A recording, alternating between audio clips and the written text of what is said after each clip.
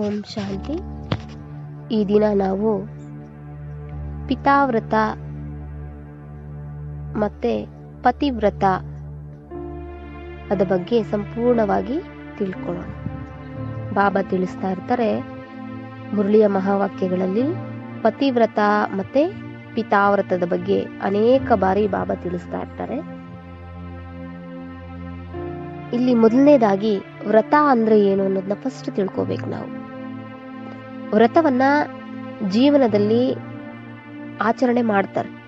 ಮೌನ ವ್ರತ, ಮಂಗಳಗೌರಿ ವ್ರತ, ಮತ್ತೆ 21 ದಿನ ವ್ರತ, 108 ದಿನ ವ್ರತ, ಸಂಕಷ್ಟಹರ ಚತುರ್ಥಿ, ಮತ್ತೆ ತನ್ನ ಹವ್ಯಾಸಗಳನ್ನ ಬದಲಾವಣೆ ಮಾಡಿಕೊಳ್ಳುವಂತಹ ವ್ರತವನ್ನ ಕೈಗೊಳ್ತಾರೆ. ಮತ್ತೆ ಏನೆಲ್ಲ ಅವರಲ್ಲಿ ಸಂಕಲ್ಪ ಇರುತ್ತೋ, ಇಚ್ಛೆಗಳಿರುತ್ತೋ ಅದನ್ನ ಪೂರ್ಣ ಮಾಡ್ಕೊಳ್ಳೋದಕ್ಕೋಸ್ಕರ ಏನ್ ಮಾಡ್ತಾರೆ, ವ್ರತವನ್ನ ಕೈಗೊಳ್ತಾರೆ. ಇಲ್ಲಿಯವರೆಗೆ 21 ದಿನ ನಾನು ಈ ವ್ರತವನ್ನ ಕೈಗೊಂಡ್ರೆ ನನ್ನ ಇಚ್ಛೆ, ನನ್ನ ಒಂದು ಏನಿದೆ ಸಂಕಲ್ಪ ಅದು ಸಿದ್ಧಿ ಆಗುತ್ತೆ ಅನ್ನೋ ನಂಬಿಕೆಯನ್ನ ಇಟ್ಕೊಂಡು ವ್ರತವನ್ನ ಆಚರಣೆ ಮಾಡ್ತಾರೆ.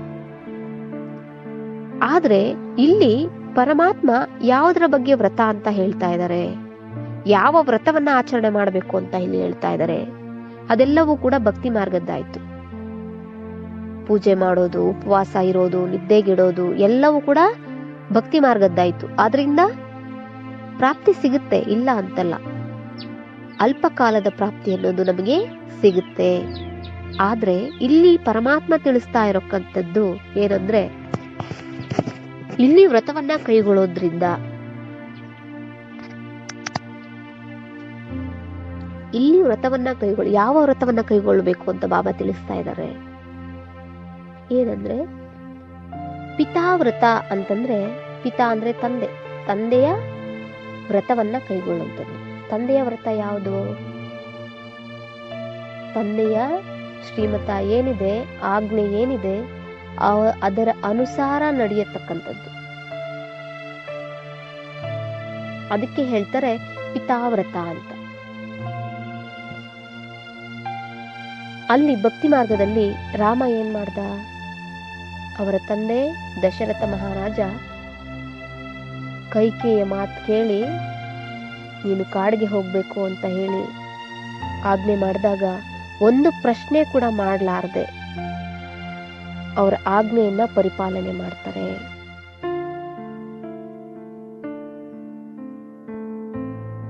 ಅಲ್ವಾ? ಅದು ಭಕ್ತಿ ಮಾರ್ಗದ್ದಾಯ್ತು. ಭಕ್ತಿ ಮಾರ್ಗದಲ್ಲಿ ರಾಮ ನಾನೇ ಬರಬೇಕು, ನಾನೇ ಮುಂದೆ ಹೋಗ್ಬೇಕು, ನಾನೇ ಪಟ್ಟಾಭಿಷೇಕ ತಗೋಬೇಕು ಅನ್ನೋ ಯಾವ ಆಲೋಚನೆಗಳು ಅವ್ರಿಗಿರ್ಲಿಲ್ಲ. ಒಂದೇ ಮನೋಭಾವನೆ ಇತ್ತು, ತನ್ನ ತಂದೆ ಕೊಟ್ಟಿರುವಂತಹ ಮಾತನ್ನ ನಾನು ನಡ್ಕೋಬೇಕು, ಅವರು ಹೇಳಿದಂತೆ ನಾನು ನಡಿಲೇಬೇಕು ಅಂತ. ಆದ್ರೆ ಇಲ್ಲಿ ಪರಮಾತ್ಮ ತಿಳಿಸ್ತಾ ಇದ್ದಾರೆ, ಏನು ವ್ರತವನ್ನ ಕೈಗೊಳ್ಬೇಕು ಅಂದ್ರೆ, ಮಕ್ಕಳೇ ನೀವೆಲ್ಲ ಆತ್ಮಗಳಾಗಿದ್ದೀರಿ. ನೀವು ಶರೀರ ಅಲ್ಲ, ನೀವು ಅವಿನಾಶಿ ಚೈತನ್ಯ ಆತ್ಮಗಳಾಗಿದ್ದೀರಿ. ನೀವು ಪರಂಧಾಮ ನಿವಾಸಿಗಳಾಗಿದ್ದೀರಿ, ಪರಮಾತ್ಮನಿಗೆ ಮಕ್ಕಳಾಗಿದ್ದೀರಿ.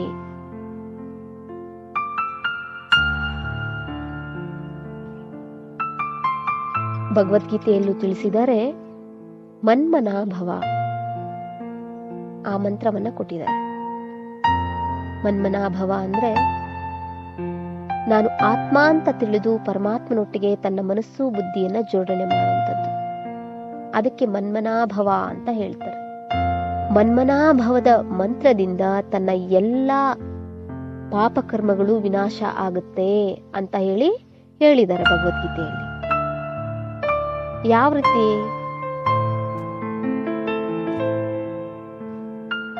ಪರಮಾತ್ಮ ತಿಳಿಸ್ತಾರೆ, ತಮ್ಮನ್ನ ತಾವು ಆತ್ಮ ಅಂತ ತಿಳಿದು ಒಬ್ಬ ನಿರಾಕಾರ ಪರಮಾತ್ಮನನ್ನ ನಿರಂತರ ನೆನಪು ಮಾಡ್ತಾ ಇದ್ರೆ ತಮ್ಮ ಜನ್ಮ ಜನ್ಮಾಂತರದ ಪಾಪದ ಹೊರೆ ಇಳಿಯುತ್ತೆ, ಪಾಪಕರ್ಮ ಭಸ್ಮ ಆಗುತ್ತೆ ಅಂತ ಹೇಳಿದ್ದಾರೆ.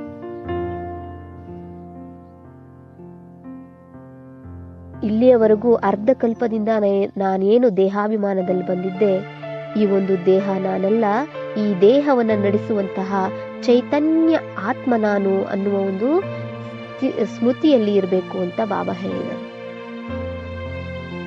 ಆತ್ಮಾಭಿಮಾನಿಯಾಗಿದ್ದು ಒಬ್ಬ ನಿರಾಕಾರ ಪರಮಾತ್ಮನನ್ನ ನೆನಪು ಮಾಡಬೇಕು. ಇದೇ ಶ್ರೀಮತ. ಈ ಶ್ರೀಮತವನ್ನ ಪರಮಾತ್ಮ ನಮಗೆ ಕೊಟ್ಟಿದ್ದಾರೆ. ಇದನ್ನ ಯಾರು ಸಕ್ರಿಯವಾಗಿ ಪರಿಪಾಲನೆ ಮಾಡ್ತಾರೋ ಅವರೇ ಕಲ್ಪದುದ್ದಕ್ಕೂ ಕೂಡ ಹೀರೋ ಪಾತ್ರಧಾರಿಗಳಾಗ್ತಾರೆ, ಅಂದ್ರೆ ಅನನ್ಯ ಮಕ್ಕಳಾಗ್ತಾರೆ. ಈಗ ಏನು ಚರಿತ್ರಹೀನರಾಗಿದ್ದೀವೋ ಆ ಒಂದು ಶ್ರೀಮತದ ಅನುಸಾರ ಶ್ರೀಮತವನ್ನು ಪಾಲನೆ ಮಾಡ್ತಾ ಮಾಡ್ತಾ ಚರಿತ್ರವಾನ್ ಆಗೋದ್ರಲ್ಲಿ ಸಂಶಯನೇ ಇಲ್ಲ. ಅಲ್ಲಿ ಭಕ್ತಿ ಮಾರ್ಗದಲ್ಲಿ ವ್ರತ ಕೈಗೊಳ್ಳೋದ್ರಿಂದ ಯಾವ ರೀತಿ ಫಲ ಅನ್ನೋದು ಅಲ್ಪಕಾಲದ ಫಲ ಅನ್ನೋದು ಪ್ರಾಪ್ತಿ ಆಗುತ್ತೋ, ಇಲ್ಲಿ ಪರಮಾತ್ಮ ಕೊಡ್ತಾ ಇರುವಂತಹ ವ್ರತದಿಂದ ನಮಗೂ ಪ್ರಾಪ್ತಿ ಇದೆ. ಅಲ್ಲಿ ಅಲ್ಪಕಾಲದ ಪ್ರಾಪ್ತಿ ಆದ್ರೆ, ಒಂದು ಜನ್ಮದ ಪ್ರಾಪ್ತಿ ಆದ್ರೆ, ಇಲ್ಲಿ ಅರ್ಧ ಕಲ್ಪ ಅಂದ್ರೆ 21 ಜನ್ಮಗಳಿಗಾಗುವಷ್ಟು ಪ್ರಾಪ್ತಿ ನಮಗೆ ಇಲ್ಲಿ ಪ್ರಾರಬ್ಧವಾಗಿ ಸಿಗುತ್ತೆ.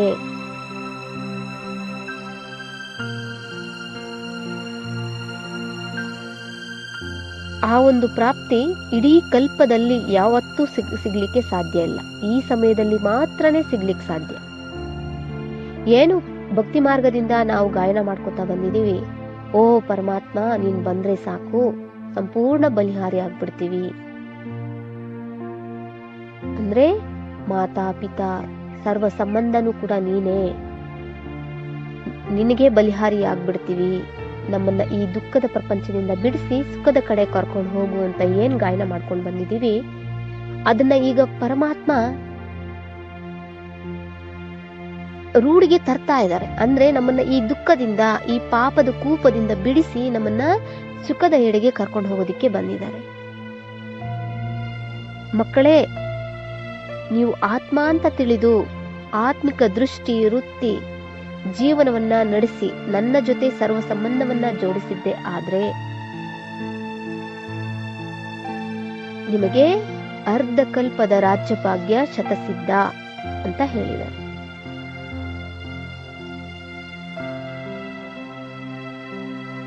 ವಿಶ್ವ ರಾಜ್ಯಾಧಿಕಾರ ಅನ್ನೋದು ನಿಮ್ಮ ಜನ್ಮ ಸಿದ್ಧ ಅಧಿಕಾರ ಅಂತ ಹೇಳಿದ್ದಾರೆ. ಅದಕ್ಕೆ ಏನ್ ಮಾಡ್ಬೇಕು? ಪರಮಾತ್ಮ ಕೊಟ್ಟಿರುವಂತಹ, ತಂದೆ ಕೊಟ್ಟಿರುವಂತಹ ಆದಿಯಲ್ಲಿ ನಾವು ನಡಿಬೇಕು. ಅವರ ಶ್ರೀಮತದಂತೆ ನಾವು ನಡಿಬೇಕು. ಮನ್ಮತದಂತೆ ಅಲ್ಲ, ಪರಮತದಂತೆ ಅಲ್ಲ.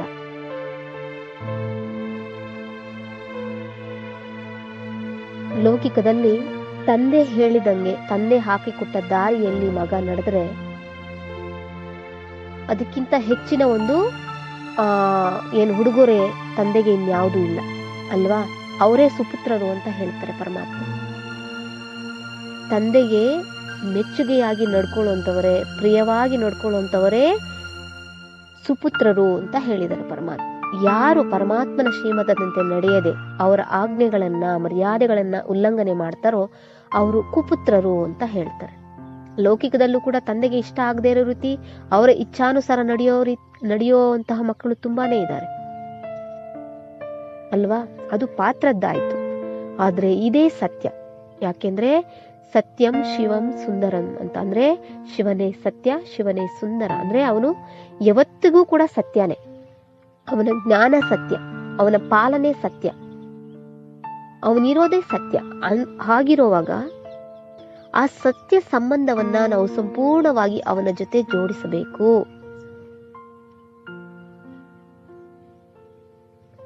ಒಂದು ಮಗು ಎಲ್ಲಿಯಾದ್ರೂ ಹೋಗ್ಬೇಕಾದ್ರೆ ಒಂಟಿಯಾಗಿ ಹೋಗುತ್ತೆ ಅಂದ್ರೆ ಭಯ ಪಡುತ್ತೆ. ಒಂದು ಪರಿಸ್ಥಿತಿ ನೋಡಿ, ಆ ಒಂದು ವಾತಾವರಣವನ್ನ ನೋಡಿ ಭಯ ಪಡುತ್ತೆ.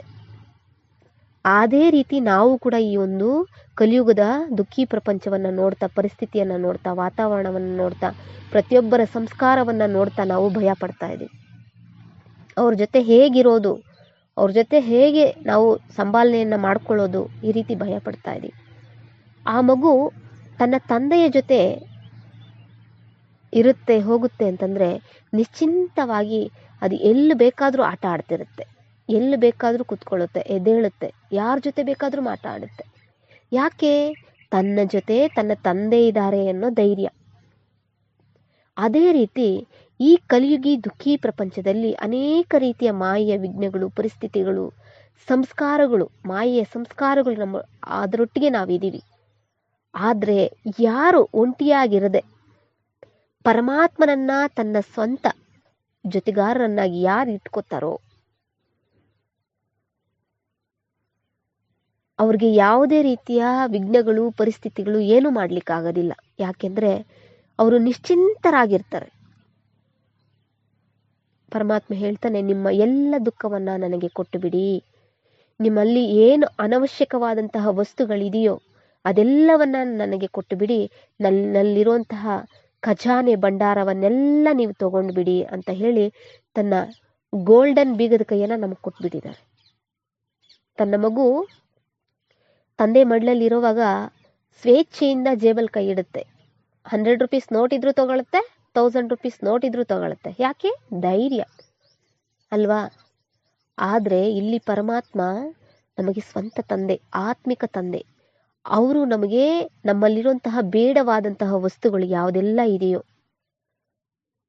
ಕಾಮ, ಕ್ರೋಧ, ಮೋಹ, ಲೋಭ, ಮದ, ಮತ್ಸರಗಳೆಂಬ ದೇಹಾಭಿಮಾನದ ವಿಕಾರಿ ಗುಣಗಳು ಏನೆಲ್ಲ ಇದೆಯೋ ಅದು ನಮಗೆ ಬೇಡವಾದಂತಹ ವಿಷಕಾರಿ ವಸ್ತುಗಳು.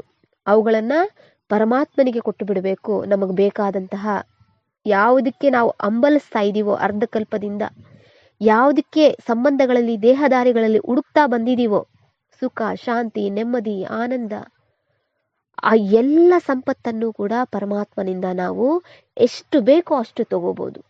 ಯಾಕೆಂದ್ರೆ ಈ ಭಂಡಾರ ಯುಗ ಯುಗದಲ್ಲೂ ಇರ್ಲಿಕ್ಕೆ ಸಾಧ್ಯ ಇಲ್ಲ. ಈ ಒಂದೇ ಯುಗದಲ್ಲಿ, ಅದು ಕಲಿಯುಗದ ಅಂತಿಮದ ಸಮಯದಲ್ಲಿ ಮಾತ್ರ, ಕಲ್ಪಕ್ಕೆ ಒಂದು ಬಾರಿ ಮಾತ್ರ ಆ ಭಂಡಾರ ತೆರೆಯುತ್ತೆ.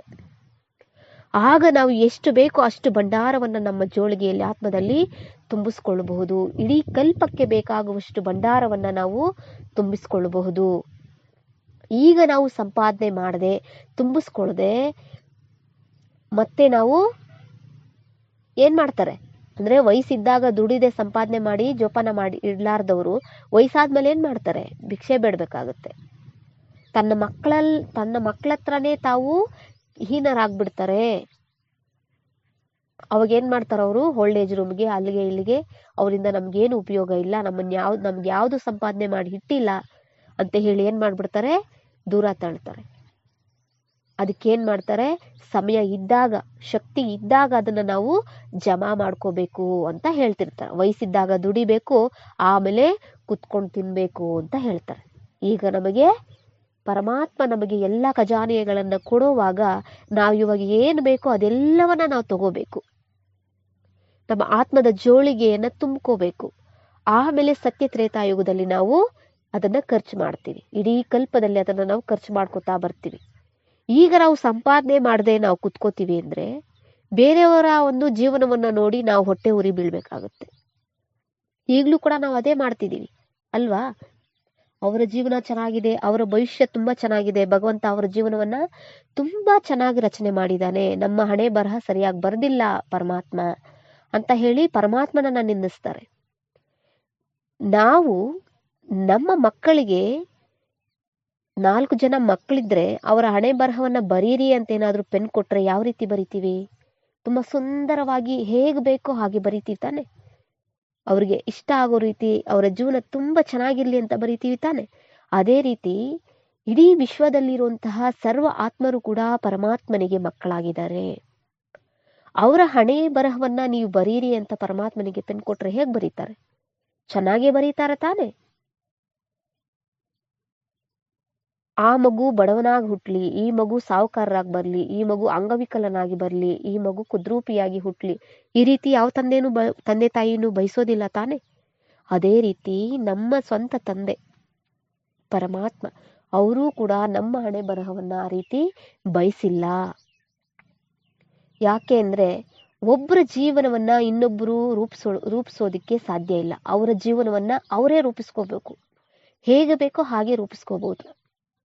ಆ ಒಂದು ಭಾಗ್ಯದ ಪೆನ್ನನ್ನ ನಮಗೆ ಸ್ವತಃ ಪರಮಾತ್ಮ ಕೊಟ್ಟಿದ್ದಾರೆ. ಅದು ಯಾವ ಸಮಯದಲ್ಲಿ? ಈ ಒಂದು ಸಂಗಮ ಯುಗದಲ್ಲಿ. ಈ ಒಂದು ಯುಗದಲ್ಲಿ ನಮಗೆ ಹೇಗೆ ಬೇಕೋ ಹಾಗೆ ನಮ್ಮ ಒಂದು ಹಣೆಬರಹವನ್ನ ನಾವು ಬರ್ಕೋಬಹುದು, ನಮ್ಮ ಭಾಗ್ಯವನ್ನ ನಾವು ತುಂಬಿಕೋಬಹುದು. ಪರಮಾತ್ಮನಿಗೆ ಭಾಗ್ಯ ಕೊಡೋ ಭಗವಂತ ಅಂತಂದ್ರೆ, ಕಷ್ಟಪಡೋ ಸಮಯದಲ್ಲಿ ನೀನು ಏನ್ ಮಾಡ್ತಾ ಇದ್ದೆ ಅಂತ ಕೇಳ್ತಾರಂತೆ ಅಂತಿಮ ಸಮಯದಲ್ಲಿ. ಆ ಒಂದು ಪರಿಸ್ಥಿತಿ ಬರೋದು ಬೇಡ. ಈ ಸಮಯದಲ್ಲಿನೇ ನಾವು ಪರಮಾತ್ಮನಿಗೆ ಪ್ರಿಯವಾದಂತಹ ಮಕ್ಕಳಾಗಿ ಅವರ ಆಜ್ಞೆಯಂತೆ ಶ್ರೀಮತದಂತೆ ನಾವು ನಡೆಯೋಣ. ಮತ್ತೆ ಇನ್ನೊಂದು ಪಿತಾವ್ರತ. ಪಿತಾವ್ರತ ಅಂತಂದ್ರೆ, ಪಿತಾವ್ರತ ಅಂತ ನಾವು ಇಷ್ಟೊತ್ತು ತಿಳ್ಕೊಂಡ್ವಿ. ಈಗ ಪತಿವ್ರತ ಅಂತಂದ್ರೆ ತಿಳ್ಕೊಳ್ಳೋಣ. ಪತಿವ್ರತ ಅಂತಂದ್ರೆ, ನಾವು ಪತಿವ್ರತೆಯರನ್ನ ಇತಿಹಾಸದಲ್ಲಿ ಅನೇಕರನ್ನ ನಾವು ಕೇಳಿದೀವಿ, ಓದಿದೀವಿ ಕೂಡ. ಸತಿ ಸಾವಿತ್ರಿ ಇರಬಹುದು, ಮತ್ತೆ ಅಕ್ಕ ಮಹಾದೇವಿ ಇರಬಹುದು, ಮೀರಾಬಾಯಿ ಇರಬಹುದು. ಇವರೆಲ್ಲ ಕೂಡ ಶ್ರೇಷ್ಠವಾದಂತಹ ಮಹಿಳೆಯರು. ಅವರು ಸಂಪೂರ್ಣ ಜೀವನವನ್ನ ಪವಿತ್ರವಾಗಿ ಪರಮಾತ್ಮನೊಟ್ಟಿಗೆ ಜೀವನವನ್ನ ಜೋಡಿಸಿರುವಂತಕ್ಕಂಥವರು. ನಾವು ಲೌಕಿಕದಲ್ಲಿ ಏನ್ ಹೇಳ್ತೀವಿ, ಒಂದು ಕನ್ಯೆಗೆ ಮದುವೆ ಆದ ನಂತರ ಸರ್ವಸ್ವವು ಅವನೇ ಆಗಿರ್ಬೇಕು, ಕಣ್ಣೆತ್ತಿಯೂ ಸಹ ಪರ ಒಂದು ಪುರುಷನನ್ನ ನೋಡಬಾರದು, ಅವರ ಸಾಂಗತ್ಯದಲ್ಲಿ ಬರಬಾರದು, ಅವರೇನೇ ಪತಿವ್ರತೆಯರು ಅಂತ ಕರೀತಾರೆ. ಇಲ್ಲಿ ಪತಿವ್ರತೆ ಅನ್ನೋದನ್ನ ನಾವು ಸರಿಯಾದ ರೀತಿಯಲ್ಲಿ ಅರ್ಥ ಮಾಡ್ಕೊಳ್ಳೋಣ. ಪತಿವ್ರತೆ ಅಂತಂದ್ರೆ, ಆತ್ಮಗಳು ಟೋಟಲಿ 84 ಜನ್ಮಗಳನ್ನ ಪಡ್ಕೊಂಡಿದೀವಿ. ಸತ್ಯ, ತ್ರೇತಾ, ದ್ವಾಪರ, ಕಲಿಯುಗ. 84 ಜನ್ಮದಿಂದ 84 ಪತಿಯರು ನಮಗೆ ಪಾತ್ರದಲ್ಲಿ ಸಿಕ್ಕಿದ್ದಾರೆ. ಪ್ರತಿಯೊಂದು ಜನ್ಮಕ್ಕೂ ಒಬ್ಬೊಬ್ಬ ಪತಿ ನಮಗೆ ಪಾತ್ರಧಾರಿಯಾಗಿ ಸಿಕ್ಕಿದ್ದಾರೆ. ಅದು ನಮ್ಮ ಕರ್ಮದನುಸಾರ, ನಮ್ಮ ಲೆಕ್ಕಾಚಾರದನುಸಾರ. ಒಂದೊಂದು ಜನ್ಮಕ್ಕೂ ಒಬ್ಬೊಬ್ಬ ಪತಿ ನಮಗೆ ಸಿಗ್ತಾ ಹೋದಂಗೆನೆ ಅವರ ಜೊತೆ ನಮ್ಮ ಲೆಕ್ಕಾಚಾರ ತೀರೋವರೆಗೂ ಅವ್ರ ಜೊತೆ ನಾವು ಇರ್ತೀವಿ. ನಂತರ ಅವ್ರು ನಮ್ಮನ್ನ ಶರೀರ ಬಿಟ್ಟು ಹೊಟ್ಟೋಗ್ತಾರೆ. ಇಂದಿನ ಕಾಲದಲ್ಲಿತ್ತು ಸತಿ ಸಹಗಮನ ಪದ್ಧತಿ, ಕೇಳಿದೀವಿ ನಾವು ಕೂಡ ಹಿಸ್ಟ್ರಿಯಲ್ಲಿ ಅಲ್ವಾ. ಏನ್ ಮಾಡ್ತಾ ಇದ್ರು, ಪತಿ ಶರೀರ ಬಿಟ್ಬಿಟ್ರೆ ಸತಿ ಅಂದ್ರೆ ಹೆಂಡತಿ ಆದವಳು ಕೂಡ ಜೀವನದಲ್ಲಿ ಬದುಕುವಂತ ಅರ್ಹತೆನೇ ಅವಳಿಗಿಲ್ಲ, ಕೆಟ್ಟ ದಾರಿಯಲ್ಲಿ ಹೋಗುವಂತ ಇದೇ ಇಲ್ಲ. ಏನ್ ಮಾಡ್ತಿದ್ಲು, ಆ ಪತಿ ಸತ್ತಂತಹ ಚಿತೆಯಲ್ಲಿ ಅವಳು ಸಹ ಆರ್ಬೇಕಾಗಿತ್ತು. ಆ ಒಂದು ಪದ್ಧತಿ ಇತ್ತು ಹಿಂದೆ.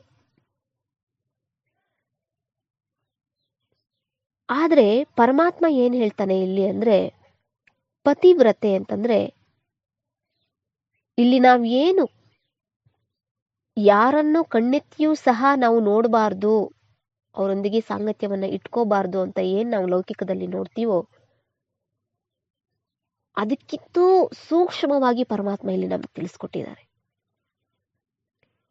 ನೀವೆಲ್ಲ ಆತ್ಮಗಳು ನನಗೆ ಸತ್ಯವಾದಂತಹ ಪ್ರಿಯತಮೆಯರು, ನಾನು ನಿಮಗೆ ಸತ್ಯವಾದಂತಹ ಪ್ರಿಯತಮ ಆಗಿದ್ದೀನಿ. ನನ್ನೊಬ್ಬ ಪ್ರಿಯತಮನನ್ನೇ ನೀವು ಸ್ಮೃತಿ ಮಾಡಬೇಕು.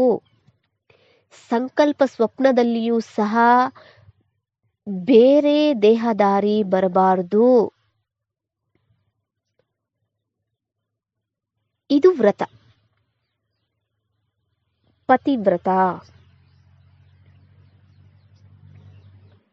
ಬೇರೆ ಆಲೋಚನೆಯಲ್ಲೂ ಸಹ ಪರರ ಒಂದು ಚಿಂತನೆ ಬರಬಾರದು, ಪರರ ಒಂದು ಆಲೋಚನೆ ಬರಬಾರದು, ಪರರ ಸ್ಮೃತಿ ಬರಬಾರದು, ಪರರ ವಿಶೇಷತೆಗಳು ಬರಬಾರದು, ಅವಗುಣಗಳು ಬರಬಾರದು, ಯಾವುದೂ ಬರಬಾರದು. ಒಳ್ಳೆಯದಾಗಿರಬಹುದು, ಕೆಟ್ಟದ್ದೇ ಆಗಿರಬಹುದು. ಪರರ ಚಿಂತನೆ ನಮ್ಮಲ್ಲಿ ಬರಬಾರದು. ಒಬ್ಬ ಪರಮಾತ್ಮನ ಚಿಂತನೆ ಇರಬೇಕು. ಸ್ವಚಿಂತನೆ, ಪರಮಾತ್ಮನ ಚಿಂತನೆ ಇಷ್ಟೇ ಇರಬೇಕು. ಇಲ್ಲಿ ಪರಮಾತ್ಮ ಕೊಡ್ತಾ ಇರ್ತಕ್ಕಂತಹ ವ್ರತ ಇದು.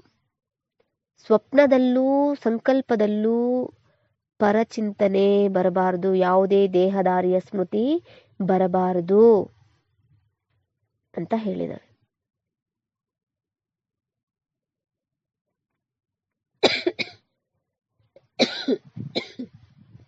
ಏನು ಅಂದ್ರೆ,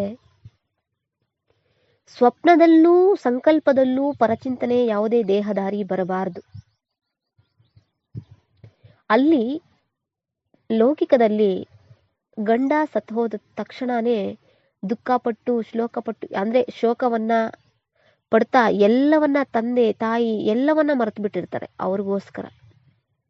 ಕೆಲವರು ಆ ಒಂದು ಚಿಂತನೆಯಲ್ಲಿ ಅವ್ರ ಜೊತೆ ಅವರು ಕೂಡ ಶರೀರ ಬಿಟ್ಬಿಡ್ತಾರೆ ಕೆಲವೊಂದು ರೀತಿಯಲ್ಲಿ. ಅಂದ್ರೆ ಯಾವ ರೀತಿ ಒಂದು ಕನ್ಯೆಯನ್ನ ಮದುವೆ ಮಾಡಿ ಆ ಗಂಡನ ಮನೆಗೆ ಕಳಿಸ್ತಾರೆ ಅಂತ ತಕ್ಷಣ ತನ್ನ ಸರ್ವಸ್ವವೂ ಗಂಡನೇ ಆಗ್ತಾನೆ.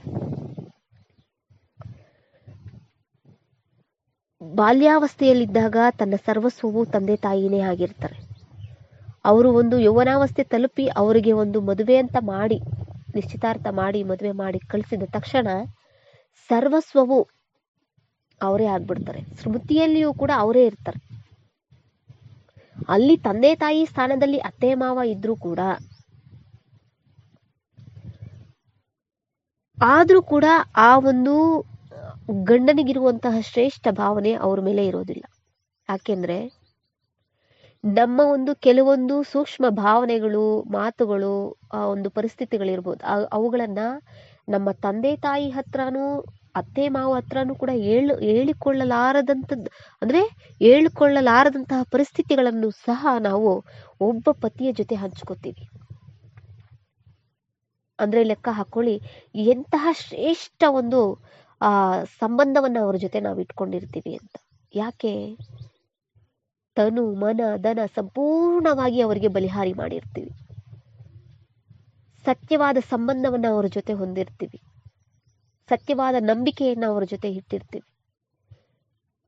ಸಂಕಲ್ಪ ಸ್ವಪ್ನದಲ್ಲೂ ಕೂಡ ಅವರನ್ನೇ ನಾವು ರೂಪಿಸ್ಕೊಂಡಿರ್ತೀವಿ. ಆದ ಕಾರಣ ಲೌಕಿಕದಲ್ಲಿ ಆ ರೀತಿ ಮಾಡ್ತೀವಿ. ಆದ್ರೆ ಇಲ್ಲಿ ಅದೆಲ್ಲ ಪಾತ್ರದ್ದಾಯ್ತು. ಆದ್ರೆ ಈಗ ಎಲ್ಲರೂ ಕೂಡ ಪಾತ್ರ. ಈ ಸೃಷ್ಟಿ ಅನ್ನೋದು ನಾಟಕ ರಂಗ ಅಂತ ಪರಮಾತ್ಮ ಹೇಳ್ತಾರೆ. ಇಲ್ಲಿ ಎಲ್ಲರೂ ಕೂಡ ಪಾತ್ರಧಾರಿಗಳೇ, ನಿಮ್ಮ ನಿಜವಾದ ಸಂಬಂಧ ಅಲ್ಲ. ಲೆಕ್ಕಾಚಾರದ ಅನುಸಾರ ಇಲ್ಲಿ ಗಂಡು ಹೆಣ್ಣು, ಗಂಡ ಹೆಂಡತಿ, ತಂದೆ ತಾಯಿ ಎಲ್ಲರೂ ಕೂಡ. ಆದ್ರೆ ಸತ್ಯವಾದ ಸಂಬಂಧ ಇಲ್ಲಿ ಆತ್ಮಕ್ಕೆ ಬೇಕಾಗಿರೋದು. ಇದೆಲ್ಲವೂ ಕೂಡ ದೇಹದ ಸಂಬಂಧಗಳು. ಈ ದೇಹದ ಸಂಬಂಧಗಳು, ದೇಹ ಹೇಗೋ ವಿನಾಶಿನೋ ಈ ಸಂಬಂಧಗಳು ಕೂಡ ವಿನಾಶಿನೇ. ಯಾಕೆಂದ್ರೆ ಈ ಒಂದು ಜನ್ಮದಲ್ಲಿ ಇವರು ಗಂಡ ಹೆಂಡತಿ ತಂದೆ ತಾಯಿ ಬಂದ್ರು ಅಂದ್ರೆ ನೆಕ್ಸ್ಟ್ ಜನ್ಮಕ್ಕೆ ಇವರೇ ಇರ್ತಾರೆ ಅಂತ ಹೇಳಲಿಕ್ಕೆ ಸಾಧ್ಯ ಆಗೋದಿಲ್ಲ. ಬೇರೆ ಯಾರೋ ಇರ್ತಾರೆ ಮತ್ತೆ. ಇಲ್ಲ ಲೆಕ್ಕಾಚಾರ ಇವ್ರ ಜೊತೆ ಇನ್ನೂ ಇದೆ ಅಂದ್ರೆ ಮತ್ತೆ ಇವರೇ ಸಿಗಬಹುದೇನು. ಆದ್ರೆ ವಿನಾಶಿ ಸಂಬಂಧಗಳೇ ಆಯ್ತು. ಆದ್ರೆ ಈ ಒಂದು ಆತ್ಮಕ್ಕೆ ಸಂಬಂಧಪಟ್ಟಂತಹ ಸಂಬಂಧ ಅವಿನಾಶಿ ಸಂಬಂಧ. ಆತ್ಮ ಹೇಗೆ ಅವಿನಾಶಿನೋ, ಪರಮಾತ್ಮ ಹೇಗೆ ಅವಿನಾಶಿನೋ, ಅದೇ ರೀತಿ ಈ ಸಂಬಂಧವು ಕೂಡ ಅವಿನಾಶಿಯಾಗಿದೆ. ಇಲ್ಲಿರುವಂತಹ ಎಲ್ಲಾ ಆತ್ಮಗಳು ಕೂಡ ಸೀತೆಯರೇ. ಒಬ್ಬ ದಿಲಾರಾಮನಿಗೆ ಸತ್ಯವಾದಂತಹ ಸೀತೆಯರು. ಒಬ್ಬ ಶಿವನಿಗೆ ಇಡೀ ವಿಶ್ವದಲ್ಲಿರುವಂತಹ ಎಲ್ಲಾ ಆತ್ಮಗಳು ಕೂಡ ಪಾರ್ವತಿಯರೇ. ಅಲ್ಲಿ ಶಿವ ಪಾರ್ವತಿಗೆ ತನ್ನ ಸಂಪೂರ್ಣ ಜೀವನ ವೃತ್ತಾಂತವನ್ನ ಕಥೆಯನ್ನ ಬಂದು ತಿಳಿಸ್ತಾನೆ ಕಥೆಯಲ್ಲಿ. ಆದ್ರೆ ಇಲ್ಲಿ ಇಡೀ ವಿಶ್ವದಲ್ಲಿರುವಂತಹ ಸರ್ವ ಆತ್ಮರು ಕೂಡ ತನ್ನ ಜೀವನ ವೃತ್ತಾಂತವನ್ನ ಮರೆತಿದ್ದಾರೆ. ನಾನು ಯಾರು, ನನ್ನ ನಿವಾಸ ಯಾವುದು, ನಾನಿಲ್ಲಿ ಏನ್ ಮಾಡ್ತಾ ಇದ್ದೀನಿ ಎಲ್ಲವನ್ನ ಕೂಡ ಮರ್ತಿರೋ ಕಾರಣ ಆ ಒಂದು ಶಿವ, ಸತ್ಯಪತಿಯಾದಂತಹ ಶಿವ ನಮ್ಮೆಲ್ಲ ಪಾರ್ವತಿಯರಿಗೆ ಬಂದು ಸತ್ಯ ಕಥೆಯನ್ನ ಇಲ್ಲಿ ತಿಳಿಸ್ತಾ ಇದ್ದಾರೆ. ಶ್ರೀಕೃಷ್ಣನಿಗೆ 16,108 ಸತ್ಯಭಾಮೆಯರಿದ್ರು ಅಂತ ಹೇಳ್ತಾರೆ. ಅಂದ್ರೆ ಇಲ್ಲಿ 16,108 ಅಂದ್ರೆ 16,108 ಹೆಂಡತಿಯರಲ್ಲ. ಇಲ್ಲಿನ ಒಂದು ಗಾಯನಾನೇ ಆ ರೀತಿ ಗಾಯನ ಮಾಡಿದ್ದಾರೆ. ಇಲ್ಲಿ ಶ್ರೀಕೃಷ್ಣ ಪರಮಾತ್ಮ ಅಂದ್ರೆ ಇಲ್ಲಿ ಶಿವನಿಗೆ ಹೇಳಬಹುದು. ಶಿವ ಇಲ್ಲಿ ಪರಮಾತ್ಮ. ಈ ಪರಮಾತ್ಮನಿಗೆ ವೈಜಯಂತಿ ಮಾಲೆಯಲ್ಲಿ ಬರುವಂತಹ 16,108 ಮಂದಿ ಆತ್ಮಗಳು ಯಾರಿದಾರೋ ಅವರು ಸಂಪೂರ್ಣವಾಗಿ ಪರಮಾತ್ಮನಿಗೆ ಜೀವನವನ್ನ ಕೊಟ್ಟಿರ್ತಾರೆ. ಅವರೊಟ್ಟಿಗೆ ಸರ್ವ ಸಂಬಂಧವನ್ನ ಜೋಡಣೆ ಮಾಡಿರ್ತಾರೆ. ಅವ್ರಿಗೇನೆ ಹೇಳ್ಬೋದು 16,108 ಮಂದಿ ಸತ್ಯಭಾಮೆಯರಿದ್ರು ಅಂತ. ಗೋಪಿ ವಲ್ಲಭನಿಗೆ 16,108 ಗೋಪಿಕೆಯರಿದ್ರು ಅಂತ ಹೇಳ್ತಾರೆ. ಅಂದ್ರೆ ಇಲ್ಲಿ ಗೋಪಿ ವಲ್ಲಭ ಪರಮಾತ್ಮ ಆಗಿದ್ದಾನೆ. ಅವನಿಗೆ ನಾವೆಲ್ಲರೂ ಕೂಡ, ಇಡೀ ಸೃಷ್ಟಿಯಲ್ಲಿರುವಂತ ಸರ್ವ ಆತ್ಮರು ಕೂಡ ಗೋಪಿಕೆಯರಾಗಿದ್ದೀವಿ. ಅದರಲ್ಲಿ ವಿಶೇಷವಾಗಿ ಅತಿ ಪ್ರೀತಿಯ ಪ್ರಿಯತಮೆಯರು ಅಂದ್ರೆ 16,108 ಮಂದಿ. ಇಲ್ಲಿನ ಗಾಯನನೇ ಅಲ್ಲಿ ಮಹಿಮೆ ಮಾಡಿದ್ದಾರೆ. ಪರಮಾತ್ಮ ತಿಳಿಸ್ತಾರೆ, ಪಿತಾವ್ರತ ಸಂಕಲ್ಪದಲ್ಲೂ ಸ್ವಪ್ನದಲ್ಲೂ ಬೇರೆಯ ದೇಹಧಾರಿಗಳ ಸ್ಮೃತಿ ಬರಬಾರದು ಅಂತ. ಯಾಕೆ ಹೇಳ್ತಾರೆ? ಈಗ ನಾವು ಪರಮಾತ್ಮನೊಟ್ಟಿಗೆ, ಒಬ್ಬ ಪರಮಾತ್ಮನ ಜೊತೆ ನಾವು ಹೋಗ್ಬೇಕಾಗಿದೆ. ನಿಶ್ಚಿತಾರ್ಥ ಆಯ್ತು, ಪರಮಾತ್ಮನಿಂದ ಜ್ಞಾನವನ್ನ ಪಡ್ಕೊಂಡ್ವಿ. ತನು ಮನ ಧನ ಸಂಪೂರ್ಣವಾಗಿ ಬಲಿಹಾರಿ ಅವ್ರಿಗೋಸ್ಕರ ಮಾಡಿದ್ವಿ. ಅಂದ್ರೆ ಮದ್ವೆ ಆಯ್ತು. ಮದ್ವೆ ಆದ್ಮೇಲೆ ಅವರ ಜೊತೆ ದಿಬ್ಬಣ ಹೊರಡಬೇಕಲ್ವಾ? ದಿಬ್ಬಣ ಹೊರಡಬೇಕು ಅಂದ್ರೆ ಸಂಪೂರ್ಣವಾಗಿ ಅವರ ಜೊತೆ ತನು ಮನ ಧನ ಮನ ಬುದ್ಧಿ ಸಂಸ್ಕಾರ ಅವರ ಸಮಾನ ಆಗಿರ್ಬೇಕು. ಒಬ್ಬ ವಧು ಒಬ್ಬ ವರನಿಗೆ ಅವರ ಒಂದು ಇಚ್ಛೆಗಳು, ಆಕಾಂಕ್ಷೆಗಳು, ಸಂಸ್ಕಾರಗಳು ಒಂದೇ ರೀತಿ ಅಡ್ಜಸ್ಟ್ ಆಗ್ಬೇಕು. ಆಗ್ಲೇ ಅವರನ್ನ ಅವಳು ಇಷ್ಟಪಡ್ತಾಳೆ. ಇವ್ರು ನನಗಿಷ್ಟ ಆಗಿದೆ, ಇವರನ್ನ ನಾವು ಮಾಡ್ಕೋತೀವಿ ಅಂತ. ಇಲ್ಲಿ ಗೋಪಿ ವಲ್ಲಭ ಅಂದ್ರೆ ಪರಮಾತ್ಮನಿಗೆ ನಾವು ಇಲ್ಲಿ ವಧುಗಳು ಅಂದ್ರೆ ಹೆಂಡತಿಯರು ಅಂದಾಗ, ಹೆಂಡತಿ ಅಂದ್ರೆ ಪತಿಯನ್ನಾಗಿ ನಾವು ಸ್ವೀಕಾರ ಮಾಡಬೇಕು ಅಂದ್ರೆ ಆ ಪತಿಗೆ ಇರುವಂತಹ ಆ ಸರ್ವ ಗುಣಗಳು, ಶಕ್ತಿಗಳು ನಮಗೂ ಕೂಡ ಇರಬೇಕು, ಬರ್ಸ್ಕೋಬೇಕು.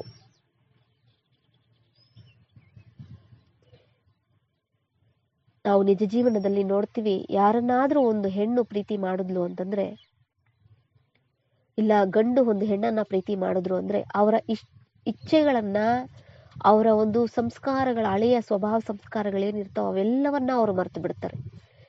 ಅವರ ಸ್ವಭಾವ ಸಂಸ್ಕಾರನೇ ಇವರ ಸ್ವಭಾವ ಸಂಸ್ಕಾರ ಆಗ್ಬಿಟ್ಟಿರುತ್ತೆ.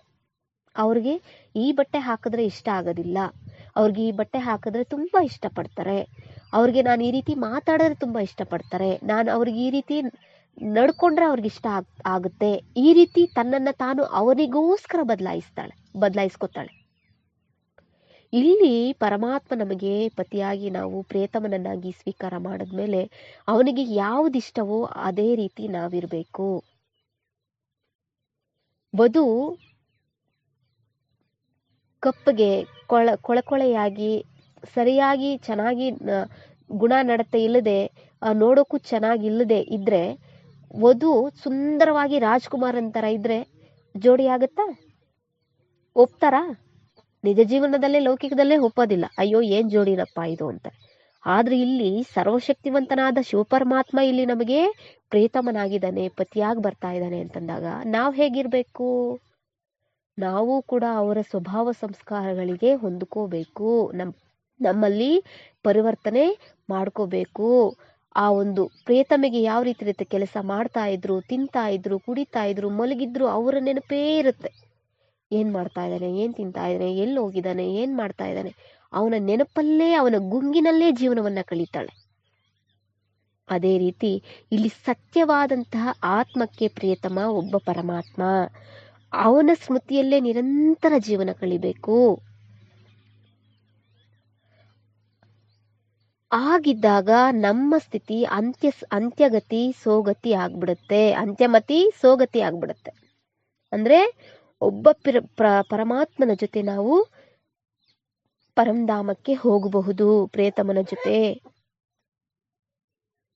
ಶ್ರೇಷ್ಠ ಗುಣಗಳ, ಶಕ್ತಿಗಳ ಅಲಂಕಾರವನ್ನ ಮಾಡಿಕೊಂಡು ಪರಮಾತ್ಮನ ಜೊತೆ ನಾವು ಪರಂಧಾಮಕ್ಕೆ ಹೋಗಬಹುದು ವಧುವರರಾಗಿ. ಅದಕ್ಕೆ ಪರಮಾತ್ಮ ಏನ್ ಹೇಳ್ತಾನೆ, ಸ್ಮೃತಿಯಲ್ಲೂ ಕೂಡ ನನ್ನ ವಿನಃ ಬೇರೆ ಯಾರು ಬರಬಾರದು. ಯಾವ ರೀತಿ ಹೆಣ್ಣು ಗಂಡನ ಮನೆಗೆ ಹೋದ ತಕ್ಷಣ ಅವ್ರಿಗೆ ತಕ್ಕಂಗೆ ತನ್ನ ಸ್ವಭಾವ ಸಂಸ್ಕಾರಗಳನ್ನ ಬದಲಾಯಿಸ್ಕೊತಾಳೋ, ತನ್ನ ಜೀವನವೇ ನನ್ನ ಪತಿಯನ್ನು ಅನ್ನೋ ಒಂದು ಭ್ರಮೆಯಲ್ಲಿ ಬದುಕ್ತಾಳೋ, ಅದೇ ರೀತಿ ಇಲ್ಲಿ ಸತ್ಯವಾದಂತಹ ಪತಿ ಪರಮಾತ್ಮ, ಅವನನ್ನೇ ಸತ್ಯ ಸಂಬಂಧವಾಗಿ ನಾವು ಸ್ವೀಕಾರ ಮಾಡಬೇಕು.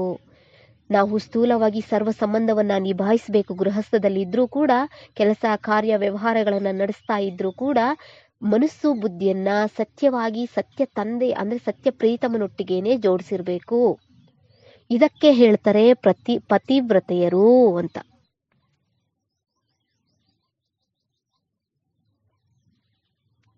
ಅಲ್ಲಿ ಪತಿವ್ರತೆಯಾಗಿ ಮೀರಾಬಾಯಿ ಇರಬಹುದು, ಅಕ್ಕಮಹಾದೇವಿ ಇರಬಹುದು, ಅವರೆಲ್ಲ ಆ ಒಂದು ಜನ್ಮ ತಮ್ಮ ಸಂಪೂರ್ಣ ಜೀವನವನ್ನ ಆ ಒಂದು ಶ್ರೀಕೃಷ್ಣನಿಗೆ ಮಲ್ಲಿಕಾರ್ಜುನನಿಗೆ ಕೊಟ್ಟಿರಬಹುದು. ಆದ್ರೆ ಈ ಒಂದು ಜನ್ಮ ಆದ್ರಿಂದ ಅವರಿಗೆ ಯಾವುದೇ ರೀತಿಯ ಮುಕ್ತಿ ಮೋಕ್ಷ ಅನ್ನೋದು ಸಿಗೋದಿಕ್ಕೆ ಸಾಧ್ಯ ಇಲ್ಲ. ಯಾವಾಗ ತಂದೆ ಬಂದು ನಮಗೆ ಸಂಪೂರ್ಣ ಜ್ಞಾನವನ್ನ ಕೊಟ್ಟು ಸತ್ಯ ಒಂದು ಸಂಬಂಧಗಳ ಸಾರವನ್ನ ಸತ್ಯ ವೇದ ಶಾಸ್ತ್ರಗಳ ಒಂದು ಸರ್ವ ವೇದ ಶಾಸ್ತ್ರಗಳ ಸಾರವನ್ನ ಯಾವಾಗ ನಮಗೆ ತಿಳಿಸ್ತಾರೋ, ಆಗಲೇ ಯಾವಾಗ ಅವರ ಜೊತೆ ನಾವು ಸತ್ಯ ಸಂಬಂಧವನ್ನ ಜೋಡಣೆ ಮಾಡ್ತೀವೋ ಆಗ್ಲೇನೆ ನಮಗೆ ಸತ್ಯವಾದಂತಹ ಮುಕ್ತಿ, ಜೀವನ್ ಮುಕ್ತಿ ಅನ್ನೋದು ಸಿಕ್ಕುತ್ತೆ. ಸೆಕೆಂಡಿನಲ್ಲಿ ಜೀವನ್ ಮುಕ್ತಿ ಅಂತ ಗಾಯನ ಇದೆ. ಅಂದ್ರೆ ಜನಕ ಮಹಾರಾಜ ಸೆಕೆಂಡಿನಲ್ಲಿ ಜೀವನ್ ಮುಕ್ತಿಯನ್ನ ಪಡ್ಕೊಂಡ್ರು ಅಂತ. ಅಂದ್ರೆ ಯಾವ ರೀತಿ? ಇಲ್ಲಿಯವರೆಗೂ ನಾವು ದೇಹದಾರಿಯಾಗಿದ್ವಿ, ಈಗ ನಾವು ಸತ್ಯ ಪರಿಚಯ, ನಮಗೆ ಸತ್ಯ ಪರಿಚಯ ಸಿಕ್ತು. ನಾನು ಯಾರು, ನಮ್ಮ ತಂದೆ ಯಾರು, ನಮ್ಮ ಮನೆ ಯಾವುದು ಅಂತ ಸತ್ಯ ಪರಿಚಯ ಸಿಕ್ತು. ಸೆಕೆಂಡ್ನಲ್ಲಿ ತಮ್ಮ ಜೀವನವನ್ನ ನಿಶ್ಚಯ ಮಾಡ್ಕೊಂಡ್ಬಿಡ್ಬೇಕು. ಹೇಗೆ ಅಲ್ಲಿ ಮೀರಾಬಾಯಿ ಸೆಕೆಂಡ್ ಅಲ್ಲಿ ನಿಶ್ಚಯ ಮಾಡ್ಕೊಂಡ್ಬಿಟ್ಲು. ಅವರಮ್ಮ ಸುಳ್ಳೇ ಹೇಳಿರಬಹುದು, ಆದ್ರೆ ಸೆಕೆಂಡ್ ಅಲ್ಲಿ ತನ್ನ ಜೀವನವನ್ನ ಆ ಶ್ರೀಕೃಷ್ಣನೊಟ್ಟಿಗೆ ಜೋಡಣೆ ಮಾಡ್ಬಿಟ್ರು. ಅದೇ ರೀತಿ ಇಲ್ಲಿ ನಾವು ಕೂಡ ಪರಮಾತ್ಮನೊಟ್ಟಿಗೆ ನಾವು ಸತ್ಯ ಸಂಬಂಧವನ್ನ ಜೋಡಣೆ, ಆತ್ಮಿಕ ಸಂಬಂಧವನ್ನ ಜೋಡಿಸ್ತೀವಿ ಅಂತಂದ್ರೆ ಅರ್ಧಕಲ್ಪದ ಶ್ರೇಷ್ಠ ಭಾಗ್ಯವನ್ನ, ಜೀವನ್ ಮುಕ್ತಿಯ ಭಾಗ್ಯವನ್ನ ನಮಗೆ ಕೊಡ್ತಾರೆ. ಸಂಪೂರ್ಣ ತನ್ನ ಎಲ್ಲ ಜವಾಬ್ದಾರಿಗಳನ್ನ ಒಬ್ಬ ಪರಮಪಿತ ಪರಮಾತ್ಮನೇ ತಗೊಳ್ತಾರೆ. ಇಲ್ಲಿಯವರೆಗೂ ಏನು ಸಂಬಂಧ ಸಂಸ್ಕಾರ ದೇಹದಾರಿಗಳ ಜಂಜಾಟದಲ್ಲಿ ನಡೀತಾ ಬಂದಿದಿರೋ ಅದರಿಂದ ಮುಕ್ತರಾಗಿ ಸರ್ವ ಸಂಬಂಧವನ್ನ ನನ್ನ ಜೊತೆ ಜೋಡಿಸಿ ಅತೀಂದ್ರಿಯ ಸುಖದಲ್ಲಿ, ಆ ಅತೀಂದ್ರಿಯ ಸುಖದ ಉಯ್ಯಾಲೆಯಲ್ಲಿ ಊಗುತ್ತಾ ಇರಿ ಅಂತ ಹೇಳ್ತಾರೆ ಪರಮಾತ್ಮ. ಆ ಗುಣಗಳ ಶಕ್ತಿಗಳ ಉಯ್ಯಾಲೆಯಲ್ಲಿ ಊಗ್ತಾ ಇರಿ, ಪರಮಾತ್ಮನ ಒಟ್ಟಿಗೆ ಕಂಪನಿ ಮತ್ತೆ ಕಂಪ್ಯಾನಿಯನ್ನಾಗಿ ಮಾಡ್ಕೊಳ್ಳಿ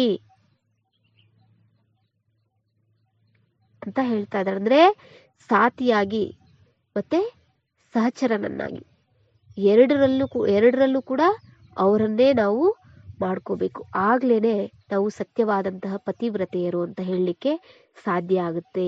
ಈ ಒಂದು ಪ್ರಾರಬ್ಧ ನಮಗೆ ಇಡೀ ಕಲ್ಪದುದ್ದಕ್ಕೂ ನಮಗೆ ಬರುತ್ತೆ. ಯಾರು ಸತ್ಯವಾದ ಸಂಬಂಧವನ್ನ ಪರಮಾತ್ಮನೊಟ್ಟಿಗೆ ಜೋಡಿಸ್ತಾರೋ ಅವರು ಇಡೀ ಕಲ್ಪದಲ್ಲೂ ಕೂಡ ಪರಮಾತ್ಮನಷ್ಟೇ ಪ್ರೀತಿಸುವಂತಹ ಸಂಬಂಧಗಳೇ ಅವರಿಗೆ ಸಿಗ್ತವೆ. ತಂದೆ ತಾಯಿ, ಗಂಡ ಮಕ್ಕಳು, ಅಣ್ಣ ತಂಗಿ, ಬಂಧು ಬಳಗ, ಯಾರು ಸರ್ವಸ್ವವೂ ಪರಮಾತ್ಮನನ್ನೇ ಅವರೊಟ್ಟಿಗೇನೆ ಜೀವನವನ್ನ ರೂಪಿಸ್ಕೊಳ್ತಾರೋ ಅವರೇನೆ ಪರಮಾತ್ಮನಿಗೆ ಸತ್ಯವಾದಂತಹ ಪ್ರಿಯತಮೆಯರು ಆಗ್ತಾರೆ. ಇದು ಪಿತಾವ್ರತ ಮತ್ತೆ ಪತಿವ್ರತೆಯ ವಿಶ್ಲೇಷಣೆ ಆಗಿದೆ. ಓಂ ಶಾಂತಿ.